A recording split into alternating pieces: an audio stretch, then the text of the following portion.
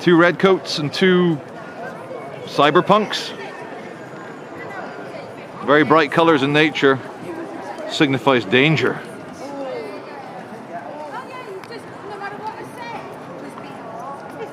Hello viewers, welcome to Earlham, just outside central Manchester. It's an industrial park, very close to the Trafford Centre, close to the river. And you won't believe this, our dear friends who are pro-Hamas, Manchester Palestine Action, Palestine this, Palestine that, they've come here and 3 of them have been arrested for their little ideologically driven support of Hamas here. And there's red paint on the grass, there's red paint around, but I'm going to show you what they've done to the building and the glass. So this is the gates. Don't know if they smashed in or if they broke in, but you've got crime scene investigationer here. And if you see here, let me show you this. I think we can do better than that. We can get closer and we can do better than that, I believe. The paint is still fresh, and that looks like glass bottles. Yes, they've smashed glass bottles here full of paint. And they've even, in fact, let's get a bit closer. I'll get you guys the shot. First of all, let's see some more of their smashed glass jars. Smashed glass jars, they love it. Let's make it a bit brighter as well for my viewers. Here's an image for you, little chalk man covered in blood. Covered in blood. And let me just show you the windows. Now, the message here is, you will support your tunnel-dwelling Islamist extremist group. And if you dare do business with the Israelis, if you dare go into business with the Jews, we will kristallnacht the hell out of your business. So the message here is, British people, Mr. Dean from Dean Group, we will literally destroy your livelihood if you go into business with the Jewish man. And this isn't 1933, this is 2025. And it doesn't sit right with me. At least 3 of them have been arrested, but they love it. They do it to get arrested. Being arrested gives them that martyrdom complex. We are martyrs. We are martyrs. Look, we have to do this because if we don't do it, then, you know, the Israelis are going to destroy the planet. Big noise just now. There was a fire extinguisher that was sticking out of the glass. I think one of the Dean's Group workers has taken the fire extinguisher back in through that hole, center screen there. And then a little pile here, everyone's favorite colors: white, red, black and green. Something PAL, something sanctioned, something pro-Hamas. Death and civilizational collapse by 1,000 cuts, 1,000 little cuts, little scalpels, little bit, just like, no, we need dialogue. No, listen to them, don't put them in jail. You know, allow more into the country. You know, it doesn't matter, just another military-age battalion, another 400 men a day.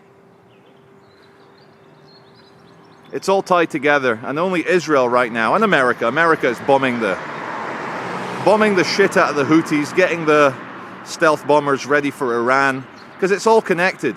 The worldwide ideologically driven Islamist, Islamic extremism, far left communist scum, they're working together.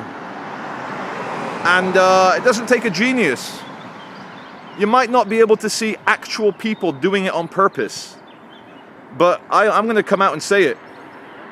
Europeans are the new Jews. Europeans are the scapegoat. Now, of course, this company, British company, which are Europeans, smashed up for doing... There's people coming in. No. Smashed up for doing business with Jewish people. But generally, everything I see about diversity is to lower the amount of white people. Everything that we're bringing in tomorrow on the 1st of April, it's not even an April Fool's joke. 2-tier sentencing guidelines. Minorities, as in ethnic minorities, will be prioritized for bail above white people. And in terms of sentencing them, not just bail, they say that people from an ethnic minority or religious background must be treated more leniently. Is that just not another way of saying anti-white? Because if you're white British, the sentencing says you should know better, punish him hard. So it's literally treating white people worse, but it gets even deeper than that. One interpretation of it, you can say, is that treating ethnic minorities more leniently is dehumanizing them and calling them animals and saying, oh, they don't know any better, they don't have sentience. If I were a member of the ethnic minorities and I was getting told that I'd get treated with kids' gloves as opposed to white people who get treated severely, I would feel patronized, I would feel condescended to, and I would say, F you, I want to get treated the same as Barry Jones from Liverpool. I want to get treated the same as Barry Jones. But they don't. And they don't complain about it because the open season on white Europeans is upon us, ladies and gentlemen. Whites are the new Jews. Now the Jews will always be the Jews, and they'll always be targets for envious, nasty, nihilistic lefties. But for Europe, for the native Europeans, it's open season on you. And we all know what needs to be done. A change of leadership, the right legislation, and actually upholding the law. If you're here illegally, you will be deported. Oh, I forgot one thing as well. If you're a guest here, you're on a worker's visa, you're on a student visa, yet your actions are against British interests, you will be deported. A big problem with the elites in government and their inability to admit they were wrong is going to push the civil war even faster, and it's going to increase the intensity of it. You're not going to get anyone, either within the Conservative Party or the Labour Party, saying, actually, you know what, guys? They didn't turn into doctors, engineers and scientists. They turned into machete gangs and extremists. And we apologise, we're going to deport them all. They're not going to do that. Their egos are too great. They'll never admit that they made a mistake. And it is a fatal mistake, killing Great Britain. We saw the Civil War kick off, low-intensity civil disorder, last summer, after, again, the elites in government lying to the native population about the Welsh choir boy macheteing a whole bunch of little English girls. Oh! Turns out it was a lie. Cities were burnt down. So we are in the beginnings, sectarian factions. We don't have enough police to control some certain ideological members of our society. We all remember the video of the feeble English police officer on a megaphone in front of a big gang of young Muslim men carrying machetes, knives, swords, clubs, hammers. Hey guys, could you please go drop off your weapons at the mosque? Now, I will tell you, ladies and gentlemen, if a group of young white guys turned up in a city centre armed with knives, some of them would be shot, the rest would be tasered, and every single one of them would be arrested. I know this, you know this, and I hope my policeman friends watching this know this. I hope you're not asked in the very near future to take sides. But in order to remain human, guys, you might just have to. What I'm about to say, I do not advocate, I do not recommend, but it seems to be inevitable. People that live outside of the major cities, English people, Scottish people, Northern Irish people, Welsh people, they know, because they're not stupid, that striking a few infrastructure points that lead into the cities, whether it's petrol, gas, electricity, water, clean water,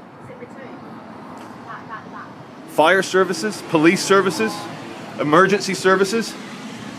Without these critical things, cities very quickly turn into the Congo very quickly turn into Kabul.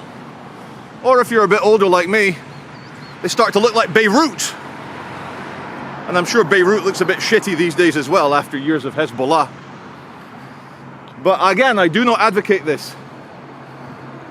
But as big invading armies of people who hate us are being housed, fed, watered, given free money, free clothes, free food, free girlfriends, as they become first-class citizens, I'll let the noisy tractor go past. Look at that, Barry in that tractor. He knows just how fragile a city full of invaders can be, and the infrastructure. Barry in the tractor knows that he is a second-class citizen now. That for some reason, weakness and a hatred of themselves, self-hating whites in government. You've all heard of self-hating Jews. Have you heard of the self-hating European? Barry in that tractor knows that his children and his children's children will not have the same opportunities that he has. And he knows that if he doesn't fight for his country now, his children will have to. And he'd rather it was him than them. The social contract has been well and truly ripped up. And young native British men and women, they're not stupid, and they see that all their dreams, all their hopes, quite modest hopes like owning a house, modest hopes like sending their children to a safe school that isn't full of machetes and fights and bullying and crime, very modest hopes have been pulled away from them by people in government who could change things if they wanted to, but they don't want to, and so they don't. And again, straight out of the CIA fake revolution playbook, Barry in the tractor, he knows that if the fire stations are damaged beyond repair, then no one can put out the major cities. Sorry, put out the fires in the ghettos in the major cities. Again, I am not telling you to do this. I'm just saying it's written in CIA manuals on how to do this. There's a certain inevitability to civil war in England. I'm not an accelerationist, although I do understand why some people are. We're going to have to rescue this continent. Because if we don't, as I said a few seconds ago, our children will have to, our grandchildren. Better us than them. And every single decade longer that the problem is allowed to metastasize and fester, the harder it will be to fix. The harder it will be. And it doesn't take a genius to know that the more millions of people you import who hate us, who are sex-starved, who are fired up by a totalitarian ideology without access to women, they're going to kick off. And who are the victims mostly? That's right. Working class English girls in working class areas. No wonder the elite people in government don't care about them. It's not so much that Labour like the working class. They don't, because Labour isn't really a left-wing movement anymore. It's more of a woke ideology cult. They don't so much. TikTok? You mean YouTube? I have clips on. Yeah, I have clips on there. How you doing, mate? Cheers. Yeah, Charlie. Do you want to appear on the video? Say hello quickly. Yeah. Wait. I'll turn it around. I'll get us both in. So here's a young English gentleman from Rothenstall. What's your name? Sean. Sean. And how are you finding life around here, Sean? It's all right. Do you feel that you've got all the opportunities that your parents had when they were growing up? Yeah. Yeah? Yeah, more than. Rottenstall. It's a small village, but it's what isn't it? Old town.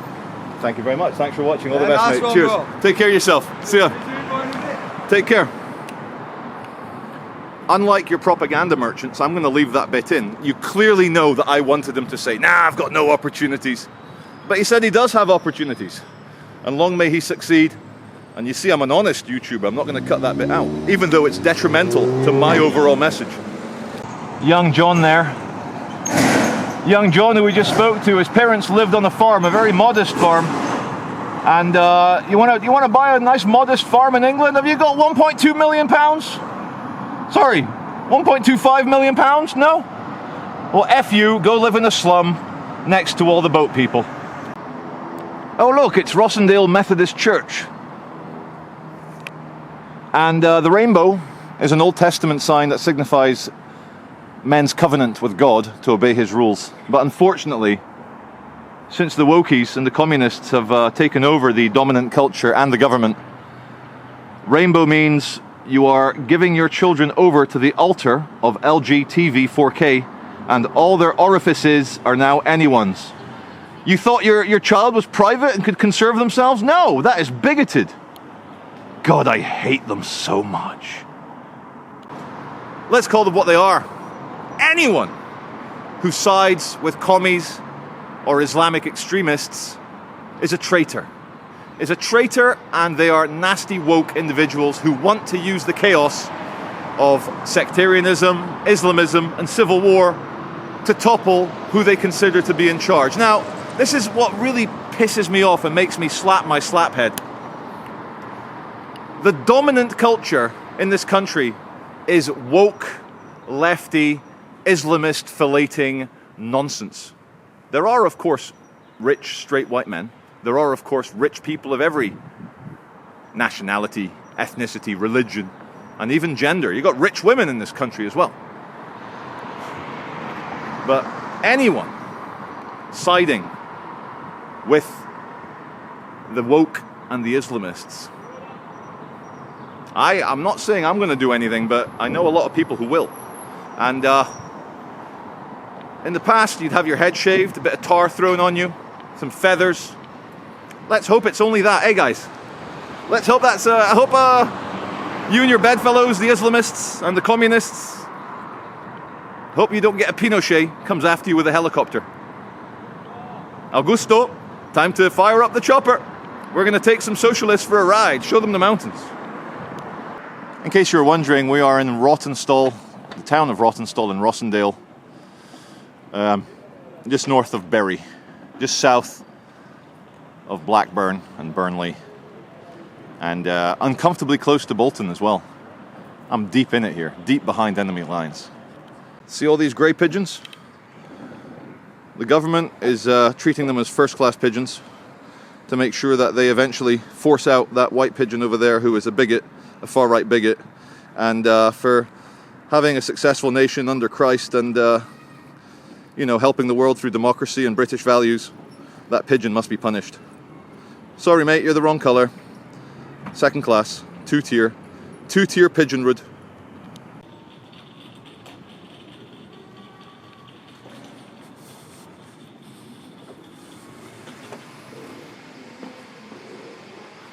Put me on a bus somewhere, just anywhere, just not here.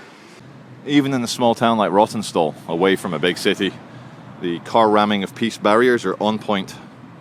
Now, I hear it's big business in Germany, which for the last few months has had almost weekly mass casualty car ramming of peace attacks. They really need to do something about their Auslanders, and they maybe need to row their Auslanders. Now, what really took my eye here, completely unrelated to my Civil War warning video that we're shooting, is the tight fit here of this green DAF lorry in there. Look at that, inches either side. Whoa, that I like that. Look at that. Skills.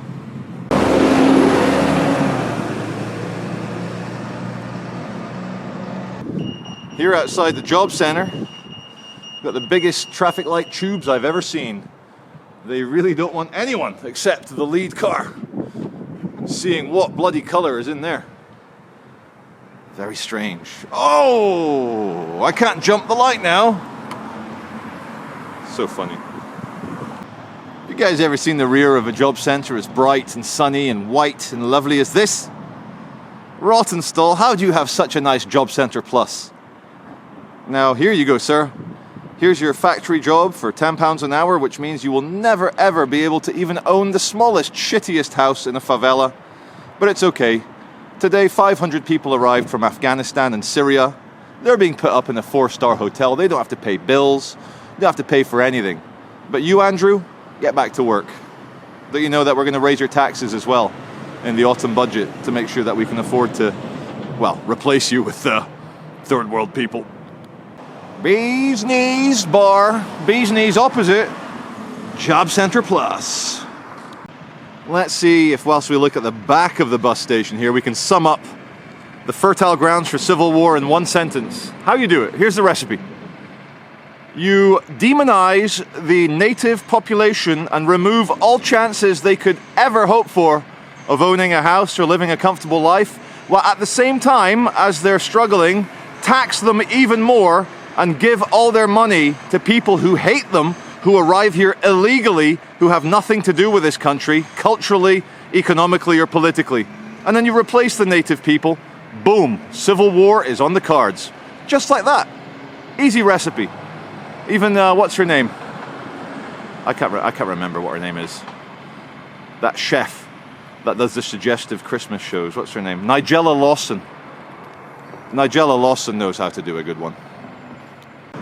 Very soon, no one will be able to even shop in B&M Bargains Home Store.